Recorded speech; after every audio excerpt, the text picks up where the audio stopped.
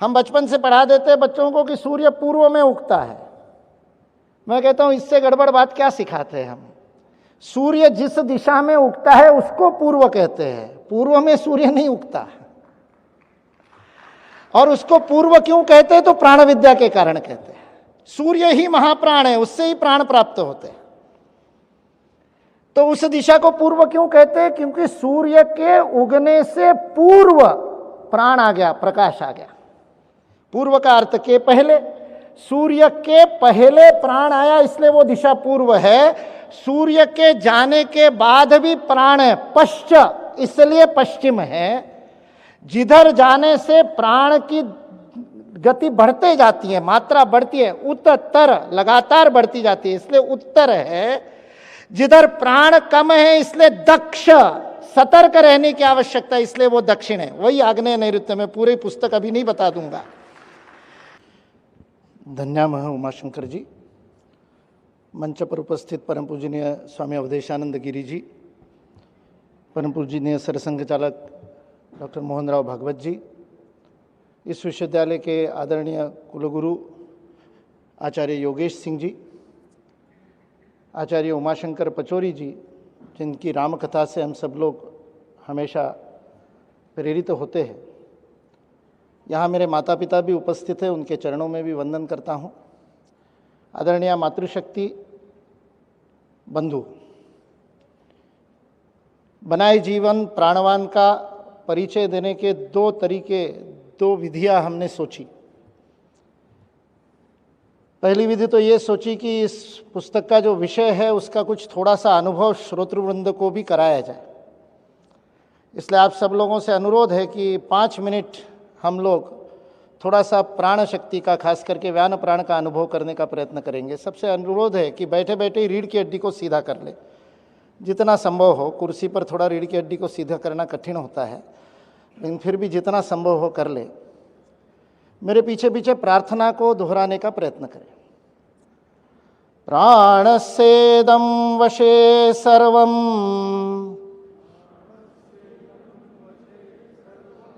प्राणस्येदं वशे सर्वं,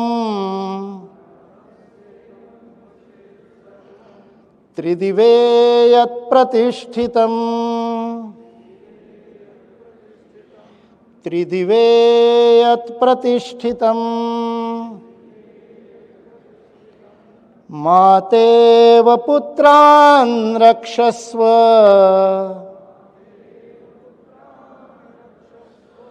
मातेव पुत्रान् रक्षस्व,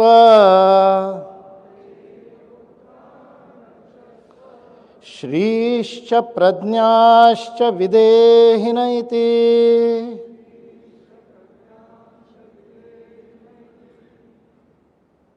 अपने शरीर के अंदर जो रक्त का प्रवाह हो रहा है उसको अनुभव करने के लिए धीरे धीरे अपने दोनों हाथों को ऊपर उठाइए। जितना उठा सकते उतना उठाइए। आवश्यकता हो तो आंखें बंद कर ले।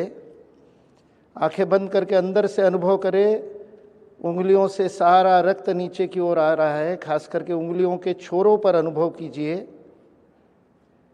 सारा विषय ही मन की एकाग्रता का है। मन को रक्ताभिसरण पर एकत्रित कीजिए।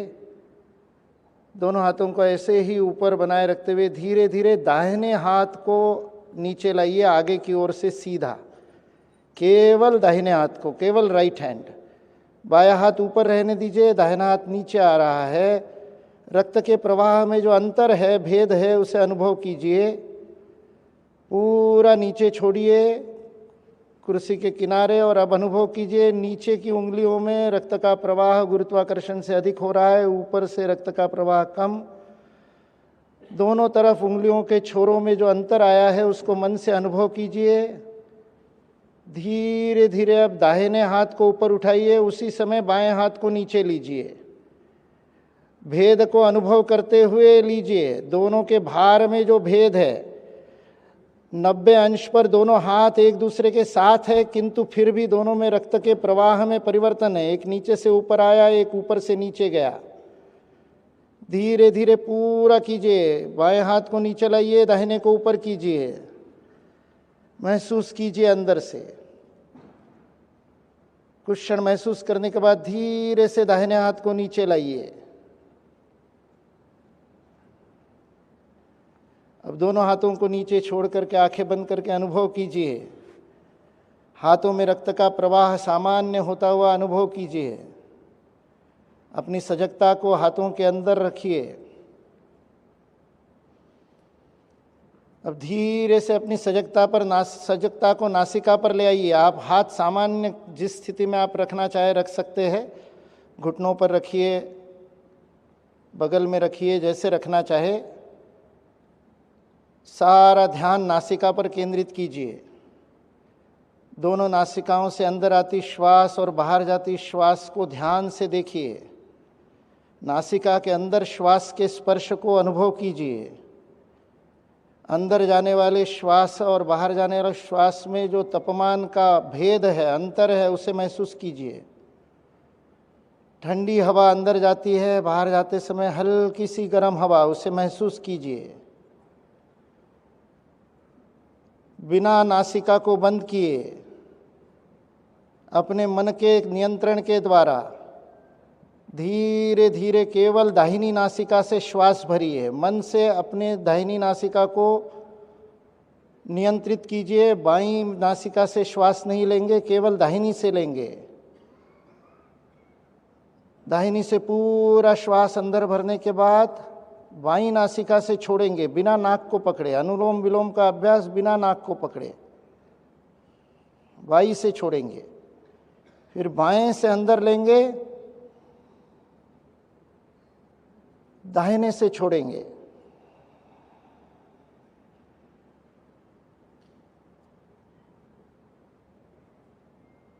दोनों हाथों में व्यान प्राण की शक्ति जागृत हुई है।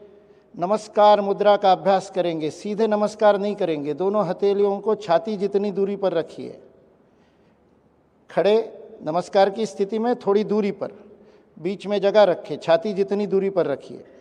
और फिर धीरे धीरे, आवश्यकता हो तो आंखें खोल के एक बार देख लीजिए, धीरे धीरे करीब लाइए। अत्यंत धीमी गति से लाइए। जितना धीमे लाएंगे उतना अनुभव करेंगे। आंखें बंद रखिए, दोनों हाथों को पास लाइए। जहाँ लगे कि हाथ जुड़ गए वहाँ रुकिए।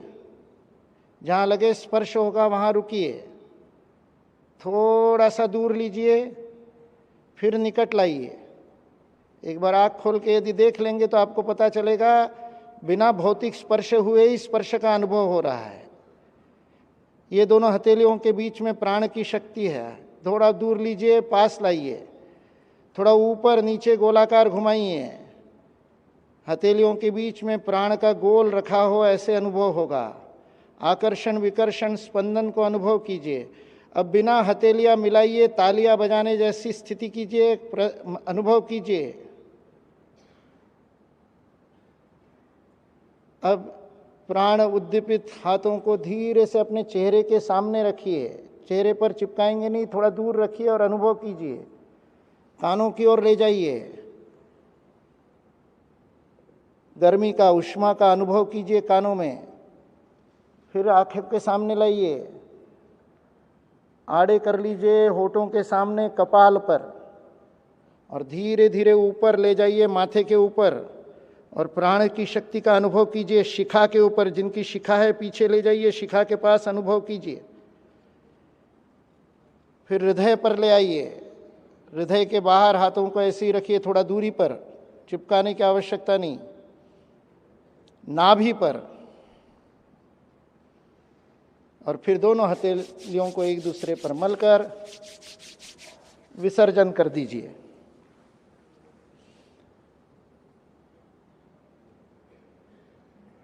यह जो प्राण है सारे विश्व में विद्यमान है, और भारतीय संस्कृति के प्रत्येक क्रिया का आधार यह प्राण है। और ये सूक्ष्म होते हुए भी अनुभवजन्य है। पूरी तरह से अब्स्ट्रैक्ट नहीं है, पूरी तरह से अव्यक्त नहीं है, व्यक्त है। इसको नापा जा सकता है। किर्लियान नाम के वैज्ञानिक ने इसकी बायो एनर्जी के रूप में फोटो लेने की कोशिश की 60 के 70 के दशक में। जब उसने पत्ते का फोटो लिया तो पत्ते के आकार से थोड़ा दूर उसको फोटो मिला उस बायो एनर्जी का, जिसको हम ऑरा कहते हैं, तेजो वलय कहते हैं। सारे जगत में प्राण है, पत्थर में भी प्राण है। जिसको हम सामान्य रूप से निर्जीव कहते हैं उसमें भी प्राण तो है, चेतना नहीं है। चेतना और प्राण मिलकर के जीव होता है। इसलिए भारतीय ऋषियों ने, खास करके छांदोग्योपनिषद के रैक्व महामुनि ने, प्रश्नोपनिषद के ऋषियों ने, अनेक ऋषियों ने अपना जीवन लगा दिया और इस प्राण विद्या के रहस्य को सामान्य परंपराओं में गूंथ दिया। संघर्ष के काल में ज्ञान की साधना और आराधना थोड़ी कम हो गई। हमने दर्शनों को तो बचाए रखा, वेदों को बचाए रखा, कितने लोगों ने अपना जीवन की आहुति देकर के भारतीय ज्ञान परंपरा का संग्रह किया। किंतु पिछले कई वर्षों में, लगभग 95 वर्ष पूर्व सातवड़ेकर जी की प्राण विद्या पर, वैदिक प्राण विद्या पर पुस्तक मिली। उसके बाद जो भी प्राण विद्या पर पुस्तकें मिलती है वो प्राणायाम पर है, प्राण विद्या पर नहीं है। प्राण विद्या केवल प्राणायाम नहीं है। अभी तो हमारे हाथ में था इसलिए हमने केवल व्यान प्राण की अनुभूति की। क्यों? यही अनुभूति आप अभ्यास के बाद में पत्थर में, लकड़ी में क्या प्राण है अनुभव कर सकते हैं, क्योंकि भारतीय संस्कृति ही सूर्य पर आधारित है। वास्तुशास्त्र लीजिए तो सूर्य पर आधारित है। आज विश्व का सबसे महंगा आर्किटेक्चर माना जाता है वास्तुशास्त्र को। ओबामा के समय व्हाइट हाउस में गड़बड़ियां हो रही थी, सारे विश्व में गड़बड़ हो रही थी, तो वहां बुला करके वास्तुशास्त्रियों ने ओवल जो उनका ऑफिस है उसके अंदर का बेंच बदल दिया था, उसकी दिशा बदल दी कि बोले ये दिशा दक्षिण में है इसलिए गड़बड़ हो रही है। ये वास्तुशास्त्र उत्तर दक्षिण हमको पता चलता है, लेकिन उत्तर दक्षिण है क्या? ये प्राण की शक्ति है। हम बचपन से पढ़ा देते हैं बच्चों को कि सूर्य पूर्व में उगता है।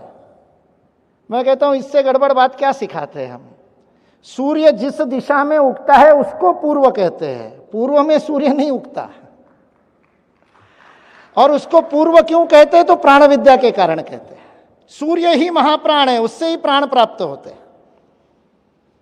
तो उस दिशा को पूर्व क्यों कहते हैं? क्योंकि सूर्य के उगने से पूर्व प्राण आ गया, प्रकाश आ गया।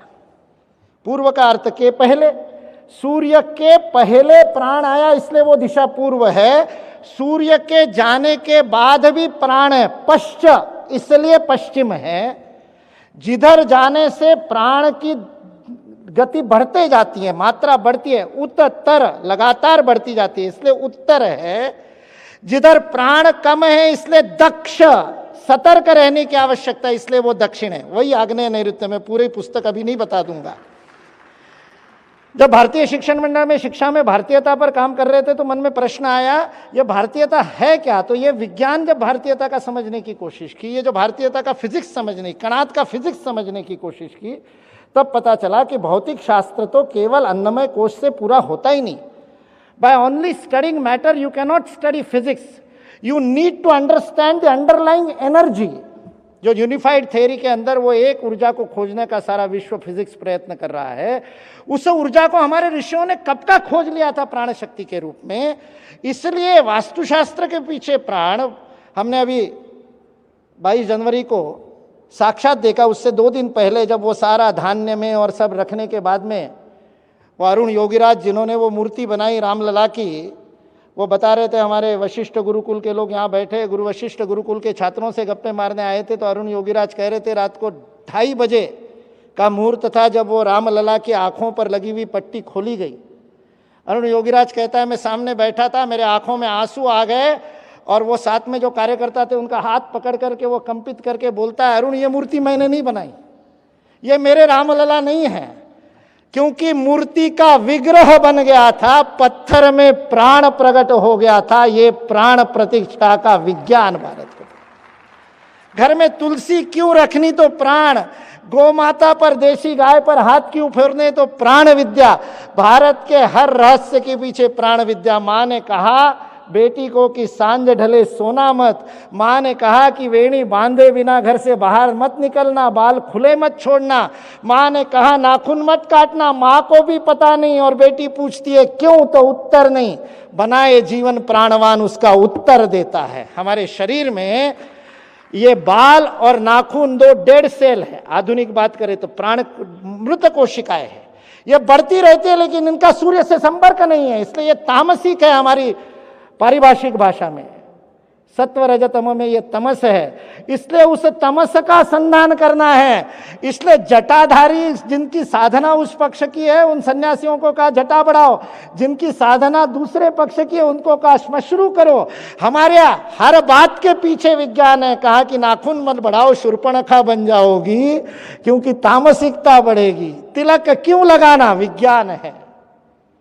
माँ ने कह दिया इसलिए मैं बचपन से तिलक लगाता हूँ। विज्ञान पता नहीं था। 1998 में गुरु मिले, तब से प्राण विद्या का अभ्यास किया तो पता चला, भारतीय शिक्षण मंडल में लगा, भारतीयता को समझना है तो प्राण विद्या का परिचय करना पड़ेगा। तो उस प्राण विद्या की अनुभूति का एक प्रतिमान बना दिया, पैकेज बना दिया और उस पर काम किया। उसमें ये सारी बातें उपनिषदों की और वो बताते रहते थे। कार्यकर्ता कहते थे एक जगह कहाँ मिलेगी, क्या इतने उपनिषद पढ़ने पड़ेंगे, क्या घेरंड संहिता पढ़नी पड़ेगी? तो उनके आग्रह से मैंने कहा चलो एक जगह ले आते हैं। तो उस आग्रह के कारण 5 वर्ष के प्रवास में समय भी कम मिलता है, 5 वर्ष लग गए, पुस्तक तैयार हो गई। जब तैयार हो गई तभी देवेंद्र जी का आईव्यू प्रारंभ करने का संकल्प था। उन्होंने कहा पहली पुस्तक दादा आपकी छापेंगे, तो ये पुस्तक हो गई। और सौभाग्य ही था, सारा खेल ईश्वर का है कि परम पूजनीय सरसंघ चालक जी और स्वामी जी का आशीर्वाद आज मिल रहा है। आप सब लोगों से अनुरोध है कि भारतीय संस्कृति के विज्ञान का परिचय प्राप्त करने के लिए, पूरा नहीं है ये पुस्तक, तो मतलब एक एक अध्याय पे 10-10 पुस्तकें लिख सके, इतना इस विद्या में सब कुछ है। वीसी साहब कह रहे थे पढ़ी, तो मुझे लगा दूसरी बार भी पढ़नी पड़ेगी। उसका कारण ये है कि वो कॉन्सेंट्रेटेड ही है, उसको डाइल्यूट तो करना ही पड़ेगा। तो ऐसी अनेक पुस्तकें आप सब लोग लिखेंगे, इसका अनुभव करेंगे। इसी प्रार्थना के साथ अपनी वाणी को विराम।